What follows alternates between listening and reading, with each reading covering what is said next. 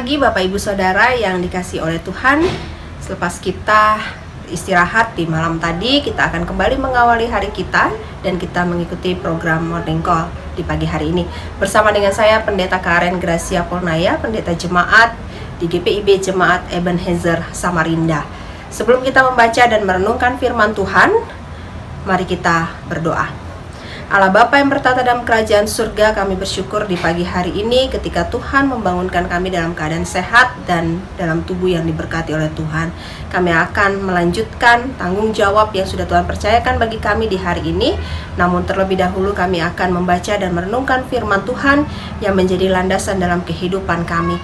Tuhan buka hati dan pikiran kami, berikan kami pengetahuan akal budi sehingga kami dapat mengerti dan juga dimampukan untuk melakukan firman Tuhan di tengah kehidupan kami sehari-hari. Inilah doa kami Tuhan, dalam nama Tuhan Yesus kami berdoa. Amin. Bapak Ibu Saudara, pembacaan firman Tuhan di pagi hari ini diambil dari kitab Perjanjian Lama dari Amos pasal 7 ayat 16 dan 17. Amos pasal 7 ayat 16 dan ayatnya yang ke-17 yang menyatakan, "Maka sekarang dengarlah firman Tuhan. Engkau berkata, janganlah bernubuat menentang Israel, dan janganlah ucapkan perkataan menentang keturunan Ishak. Sebab itu beginilah firman Tuhan, istrimu akan bersundal di kota, dan anak-anakmu laki-laki dan perempuan akan tewas oleh pedang. Tanahmu akan dibagi-bagikan dengan memakai tali pengukur. Engkau sendiri akan mati di tanah yang najis, dan Israel pasti pergi dari tanahnya sebagai orang buangan." Demikianlah pembacaan firman Tuhan. Terpujilah Kristus. Haleluya. Bapak Ibu Saudara yang dikasihi oleh Tuhan, kita tahu dan kita mengimani bahwa Tuhan dapat memakai siapa saja untuk menjadi pelayan, untuk menjadi saksinya yang hidup, untuk menjadi pewarta kebenaran. Amos yang adalah orang biasa, dia hanyalah seorang peternak dan juga seorang pemelihara pohon kurma, dipakai oleh Tuhan untuk menyampaikan nubuat bagi umat Israel. Dia harus menyuarakan kebenaran Allah atau kebenaran firman Tuhan tentang keadilan dan tentang penghukuman bagi umat Israel yang sungguh berdosa di hadapan Tuhan, di tengah-tengah lingkungan orang-orang yang memiliki posisi baik. Ada Amazia disebutkan di dalam perikop ini, yakni di ayatnya yang ke-10 dijelaskan tentang Amazia yang adalah imam di Betel. Dia adalah orang yang memiliki posisi penting dalam kehidupan pada saat itu.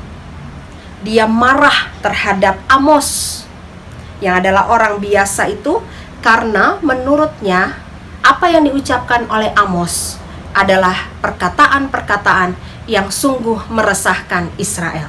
Dan itu dicatat di dalam ayatnya yang ke-16 dan ayatnya yang ke-17 bahwa Israel akan menghadapi kehancuran oleh karena penghukuman Tuhan. Amazia berkata keras terhadap Amos untuk berhenti bernubuat. Bahkan dia tidak diperbolehkan lagi berada di kehidupan, di lingkungan pada saat itu. Ini adalah menjadi sebuah tantangan yang besar bagi Amos. Pilihan bagi Amos adalah apakah dia mau terus menyuarakan kebenaran ataukah dia berhenti. Dia akan terus menyampaikan tentang nubuat penghukuman, ataukah dia memilih untuk mundur dari tugas panggilan yang sudah Tuhan berikan atas dirinya. Tapi Bapak Ibu Saudara, kalau Bapak Ibu melanjutkan pembacaan, maka Amos tetap berdiri tegak untuk menjalankan tugas yang sudah diberikan oleh Tuhan. Dia dengan setia melakukan apa yang menjadi bagiannya. Dia tetap bersuara lantang menyuarakan kebenaran firman Tuhan. Bapak Ibu, apa yang terjadi dengan Amos juga seringkali terjadi dalam kehidupan kita sekarang. Kita yang pada dasarnya mengucapkan begitu banyak kata dalam satu hari. Perempuan bisa 20.000 kata, Laki-laki bisa 7.000 kata per hari. Kita yang selalu bersuara ini tidak jarang juga dibuat bungkam atau dibuat diam oleh karena satu dan lain hal. Kita memilih untuk mengambil posisi aman dan menutup mulut kita rapat-rapat hanya karena relasi, hanya karena kepentingan pribadi, hanya karena supaya keadaan dan hubungan tetap baik-baik saja dengan orang lain. Sehingga kita meninggalkan dan mengesampingkan apa yang menjadi hal untuk harus kita ucapkan. Terlebih lagi adalah ucapan-ucapan yang benar di dalam Tuhan. Seringkali kita lebih banyak berkata-kata kosong dalam 20.000 kata atau dalam 7.000 kata atau bahkan dalam berpuluh-puluh atau beratus-ratus kata yang kita ucapkan dari sejak kita bangun pagi tadi sampai pada detik ini. Bisa saja banyak hal yang tidak penting atau hal yang tidak benar yang justru kita ucapkan. Melalui firman Tuhan di pagi hari ini, Bapak Ibu Saudara, kita mau diingatkan untuk memperhatikan apa yang harus kita ucapkan di dalam perkataan kita atau di dalam perkataan dan ucapan kita, pembicaraan kita dengan orang lain. Sudah benarkah apa yang kita ucapkan? Sudah hal-hal yang adilkah? Sudah hal-hal yang jujurkah? Atau justru lebih banyak hal-hal yang tidak berkenan di hadapan Tuhan? Lalu yang kedua, Bapak Ibu Saudara, Tuhan mau supaya kita tidak berhenti untuk menyuarakan perintah Tuhan. Jangan biarkan hanya supaya kita tetap ada dalam posisi nyaman, ada dalam posisi aman, maka kita berubah menjadi pribadi yang tidak lagi takut akan Tuhan. Apapun keadaan kita, Bapak Ibu Saudara, Tuhan mau supaya kita tetap berani dan setia seperti Amos yang tetap berdiri dengan teguh untuk melakukan tugasnya sebagai saksi Kristus yang hidup di tengah-tengah dunia ini.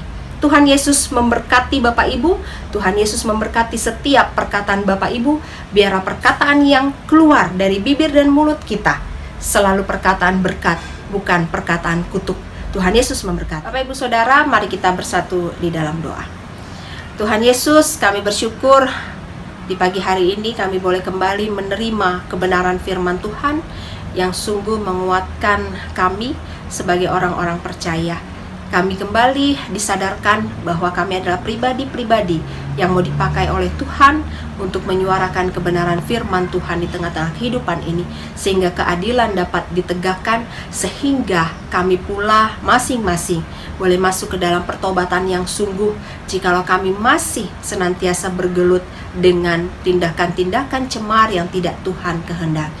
Tuhan Yesus yang maha baik, kami tahu bahwa kami akan berhadapan dengan begitu banyak tantangan dan juga ancaman ketika kami diharuskan untuk menyuarakan kebenaran firman Tuhan. Tapi jangan biarkan tantangan dan ancaman itu lantas menghentikan kami untuk bisa melakukan segala perintah Tuhan. Biarlah kami tetap mengandalkan kekuatan daripada Roh-Mu yang kudus Bapa, sehingga kami boleh tetap menjadi pribadi-pribadi yang taat pada perintah Tuhan, menyuarakan kebenaran firman. Bapa yang maha baik, di hari ini kami akan kembali melanjutkan aktivitas kami. Kiranya Tuhan tetap beserta dengan kami, Tuhan berjalan dengan kami, Tuhan memastikan bahwa perjalanan kehidupan kami akan tetap berjalan dengan baik. Dan biarlah ada ungkapan syukur yang senantiasa kami naikkan kepada Tuhan tatkala kami mengingat kasih setia Tuhan yang senantiasa mengiringi kami. Bapa, berikan kami kesehatan ya Tuhan, berikan kami kekuatan dan hikmat akal budi. Dan biarlah ya Bapa, hari ini kami boleh lalui dengan baik dan juga dalam penyertaan Tuhan. Inilah doa dan syukur kami Tuhan. Ampuni dosa dan salah kami, dalam nama Tuhan Yesus kami berdoa. Amin. Bapak Ibu Saudara, demikianlah Morning Call di pagi hari ini. Biarlah kiranya Bapak Ibu dapat melanjutkan aktivitas pekerjaan dan pelayanan Bapak Ibu di dalam kasih setia Tuhan yang mengiringi. Selamat pagi.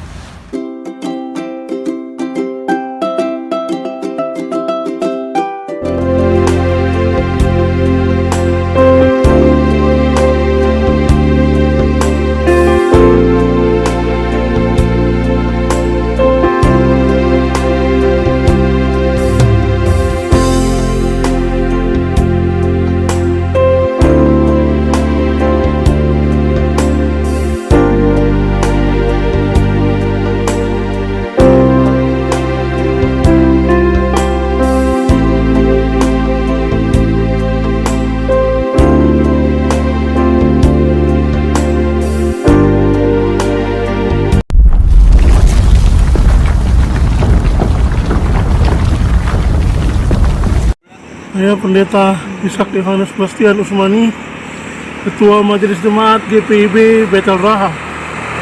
Saat ini saya berada di Pospelkes Merimbano Latompa, wilayah paling timur pelayanan GPIB. Seperti Bapak Ibu saksikan saat ini, tahun yang lalu pagar dari Pospelkes Merimbano Latompa ini rubuh diakibatkan oleh curah hujan yang tinggi dan volume gempa. Oleh karena itu, pada kesempatan saat ini saya mohon dukungan doa dan juga dana agar kami dapat membangun kembali pagar Pospelkes Merimbano Latompa yang sudah rubuh ini, dan anggaran yang dibutuhkan sekitar 240 juta rupiah, karena kami akan merubah kembali posisi pagar dari Pospelkes Merimbano Latompa ini. Dan saya berharap dengan dukungan doa dan juga dukungan dana dari Bapak Ibu, kami dapat membangun kembali pagar Pospelkes Merimbano Latompa ini supaya bisa menjadi bagus kembali, sehingga semuanya boleh mendatangkan kemuliaan bagi nama Tuhan.